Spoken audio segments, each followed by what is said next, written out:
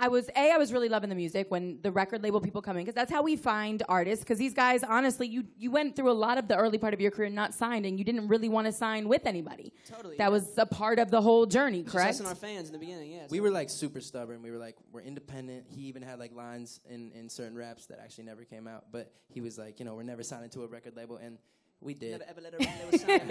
Yeah, He remembers the line. He's like, but yeah. it's crazy though, because Jack and I realized at a certain point that we can do so much independently, but until we found our musical sound, like there was no reason to sign, man, because we felt like if we would have signed with a label, they would have seen our young fan base at the time. Luckily our fans have grown up with us now, and like a lot of them are our age. But back then, it was such a young demographic that I feel like they would have just kind of forced us in this pop direction. We would have lost creative control, and it would have been nothing's wrong with pop, by the way. It's just like I feel like it would have been like cheesy, and like they would have just tried to make you into what they thought you should be. And we're not a product. We wanted to make sure that everything came from Jack and I's like hearts and souls at the end of the day. And so I think it definitely took us finding ourselves musically before we felt comfortable signing. We actually finished the Gone EP before we signed our deal, and that was the first thing that we put out. And so the label actually heard that, like what we had made independently, and they were fully behind it. And so that's how we knew we shared the same vision, is because we had made that even negotiations. And so it definitely made us more confident in the fact that we would still have creative control and we would still have the final say. And so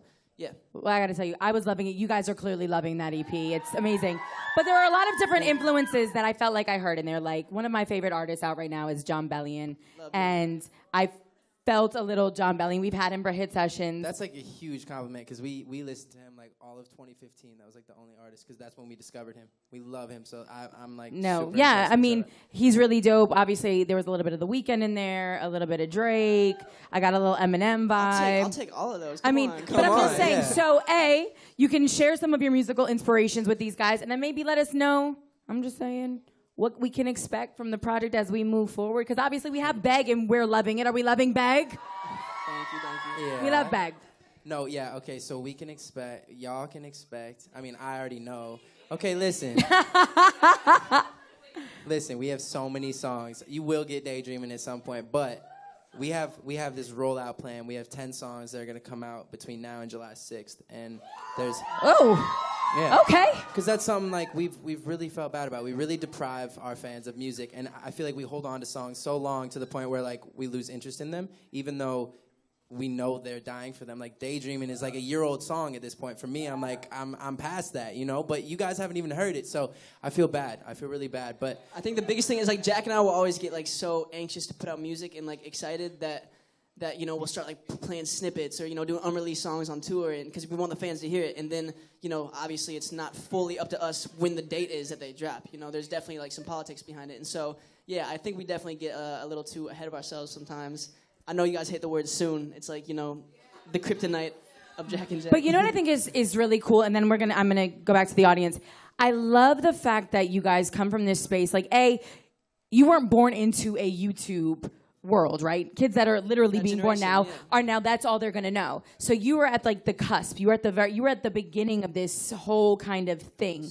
But you're very honest, and that kind of gives insight to your fans and to other people coming up in the music game of what it really is, because it's not easy to do. It's not easy to make it in this business. There's so much heart and soul and struggle, even for people that have millions of followers on social media. And that I think is really enlightening, because it's hard to explain that process, that it takes time. Absolutely. And it's like, you've been working on music for years. And like you said, you're now just getting to radio. And this has been a thing for you for almost 10 years. It's crazy, man. I feel like right now is kind of just the start of Jack and I's journey. Yeah. As crazy as it might sound, because, some of you guys may have been fans for, 3-4 years, but... Yeah, like...